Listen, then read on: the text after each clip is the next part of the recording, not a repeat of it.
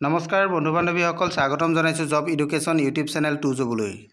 বন্ধু বান্ধৱীসকল, এটা ভাল খবৰ, ভাৰত চৰকাৰৰ পৰা কিছুমান পদৰ কাৰণে বিজ্ঞাপন প্ৰকাশ কৰিছে।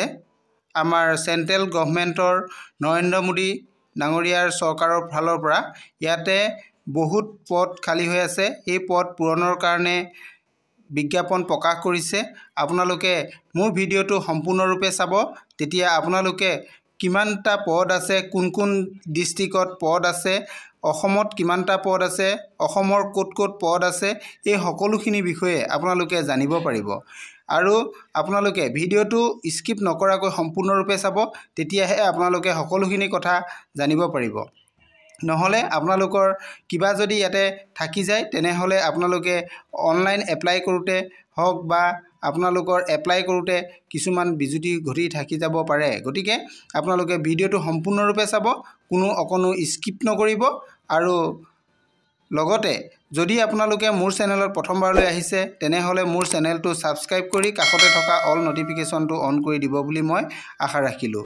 আহক আমি ভিডিঅ'টো আৰম্ভ কৰাৰ আগতে মোৰ চেনেলটো ছাবস্ক্ৰাইব কৰি দিয়ক আৰু লাইক কমেণ্ট শ্বেয়াৰ কৰি দিব বুলিও মই আশা ৰাখিছোঁ। এতিয়া আমি ভিডিঅ'টো আৰম্ভ কৰোঁ।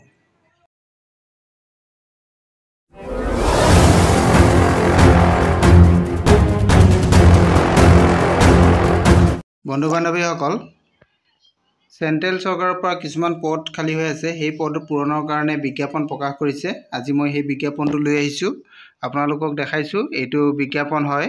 ইয়াতে উল্লেখ কৰা হৈছে কম্বাইণ্ড এডমিনিষ্ট্ৰেটিভ ছাৰ্ভিচ এক্সাম 2023। ইয়াতে যিটো এডভাৰটাইজ হয়, এইটো এডভাৰটাইজমেণ্ট নংটো আপোনালোকক দেখুৱাই দিছোঁ। এইটো এডভাৰটাইজমেণ্ট নংটো ইয়াতে E1RC 2023-1 এক নম্বৰ হয়। ইয়াতে টোটেল ভেকেঞ্চি আছে 444টা পদৰ কাৰণে বিজ্ঞাপন প্ৰকাশ কৰিছে।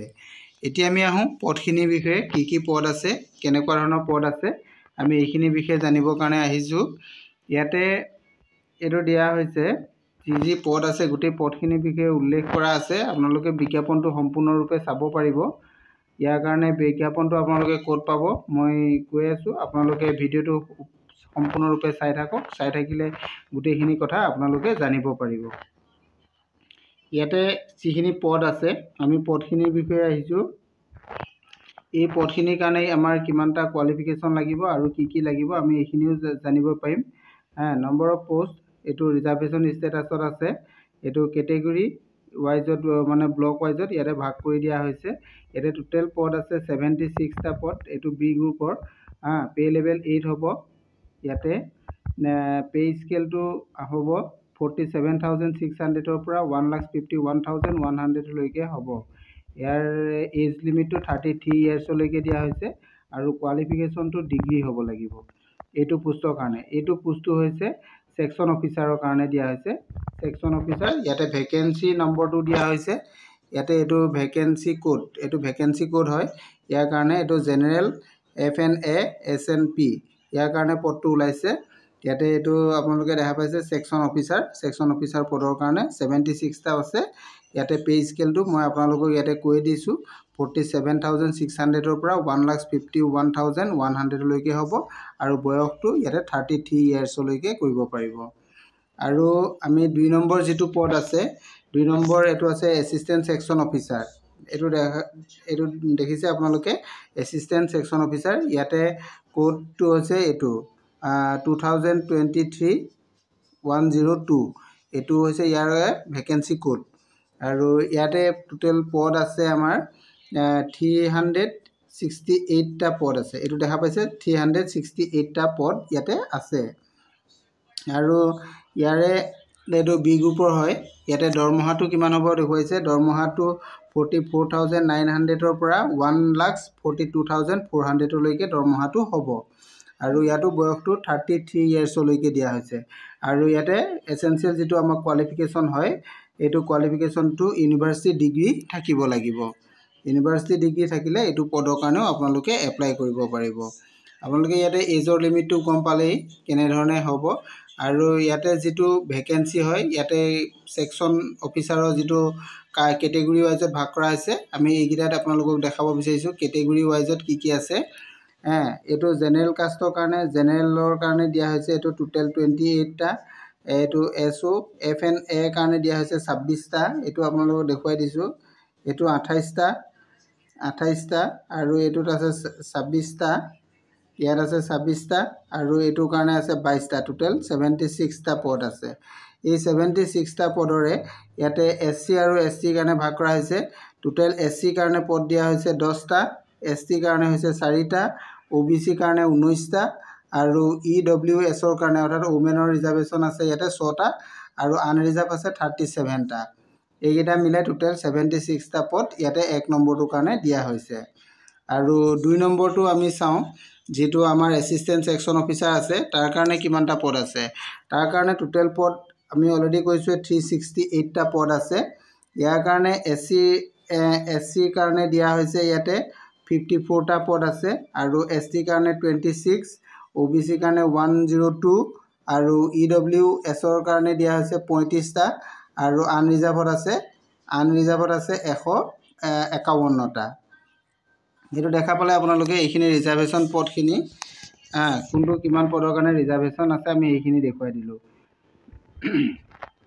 ইয়াৰ কাৰণে যিখিনি পদ আছে পদখিনি পূৰণৰ কাৰণে আমি অনলাইন এপ্লিকেশন কৰিব লাগিব এই অনলাইন এপ্লিকেশন ফিজ আমি পেমেন্ট কৰিব লাগিব ইয়াতে অনলাইন এপ্লিকেশনৰ আমি ফিজটো আমাক দিয়া হৈছে আনৰিজাৰ্ভ ওবিসি আৰু ইডব্লিউএছ ক্যান্ডিডেটৰ কাৰণে 1 নম্বৰ যেটো দিছে এটো আনৰিজাৰ্ভ ওবিসি এন্ড ইডব্লিউএছ ক্যান্ডিডেটৰ কাৰণে 500 টকা আমি পেমেন্ট কৰিব লাগিব এটো 500 টকা এটো দেখা পালে আপোনালোকে 2 নম্বৰতে আছে ওমেন এসসি এসটি পিডব্লিউবিডি এক্স সাৰ্ভিসমেন আৰু CSIR ডিপাৰ্টমেন্টাল ক্যান্ডিডেটৰ কাৰণে ইয়াতে কোনো ধৰণৰ ফিজ দিব নালাগে এটো আপোনালোকৰ নীল দেখুৱা হৈছে আৰু আমি চাওঁ নেক্সট আছে আমাৰ কি আছে নেক্সট আছে আমাৰ কেটেগৰী ওয়াইজত এজৰ লিমিট এজনটো আমাৰ পাম আমি এজটো আমি অলৰেডি গম পাইছিলো যে এজটো আমাৰ 33 ইয়াৰ্স লৈকে দিয়া হৈছিল কিন্তু ইয়াতে কেটেগৰী ওয়াইজৰ ৰিলেক্সেশন আছে আমাৰ এসসি আৰু এসটি ক্যান্ডিডেটৰ কাৰণে ইয়াতে 5 ইয়াৰ্স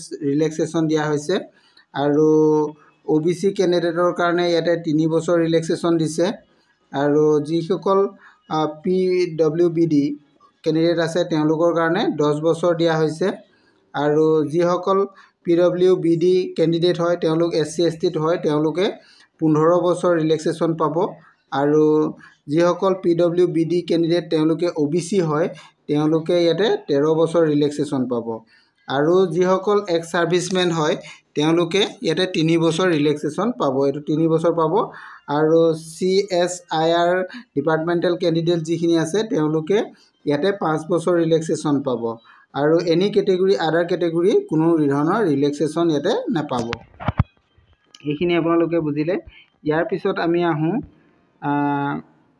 আমাৰ যেটো এক্সামিনেশন হ'ব এক্সামিনেশনটো কেনে ধৰণে হ'ব ইয়াতে পেপাৰ থাকিব আমাৰ এইখিনি পেপাৰ থাকিব পেপাৰ 1 পেপাৰ 2 পেপাৰ 3 এইখিনি পেপাৰ আমি এক্সাম হ'ব ৰিটেন এক্সাম হ'ব ইয়াতে ৰিটেন এক্সামত আপোনালোকৰ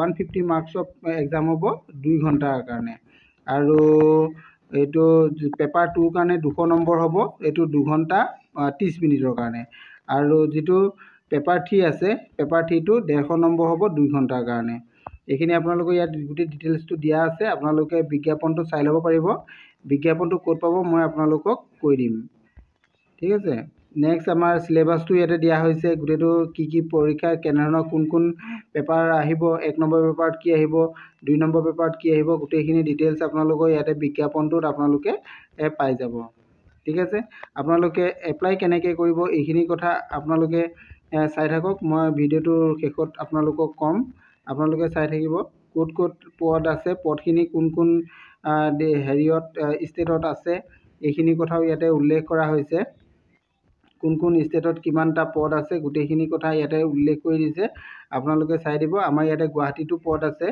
গতিকে আপোনালোকে এপ্লাই কৰিব গুৱাহাটীত পদ আছে গতিকে যিমান পাৰে সৰধৰ কৰিব গুটেখিনি ডকুমেন্টছ আপোনালোকে গোটাই ল'ব যিখিনি ডকুমেন্টছ আমাক লাগিব সকলোবিলাক ডকুমেন্ট গোটাই লৈ আপোনালোকে এপ্লাইটো কৰিব পাৰিব মই আপোনালোকক ইয়াতে দেখুৱাই আছোঁ, যিখিনি বস্তু প্ৰয়োজনীয় বস্তু সেইকেইটা বস্তু দেখুৱাই আছোঁ। আপোনালোকে যদি মোৰ চেনেলত প্ৰথমবাৰৰ কাৰণে আহিছে তেনেহ'লে মোৰ চেনেলটো ছাবস্ক্ৰাইব কৰিবলৈ নাপাহৰিব।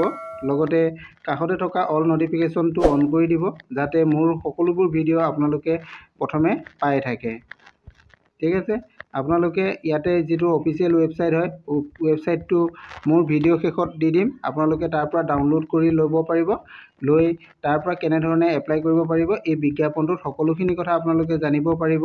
বিজ্ঞাপনটো মোৰ ভিডিঅ' ডেছক্ৰিপশ্যনত আপোনালোকে পাই যাব। থেংক ইউ, আজিলৈ ইমানেই।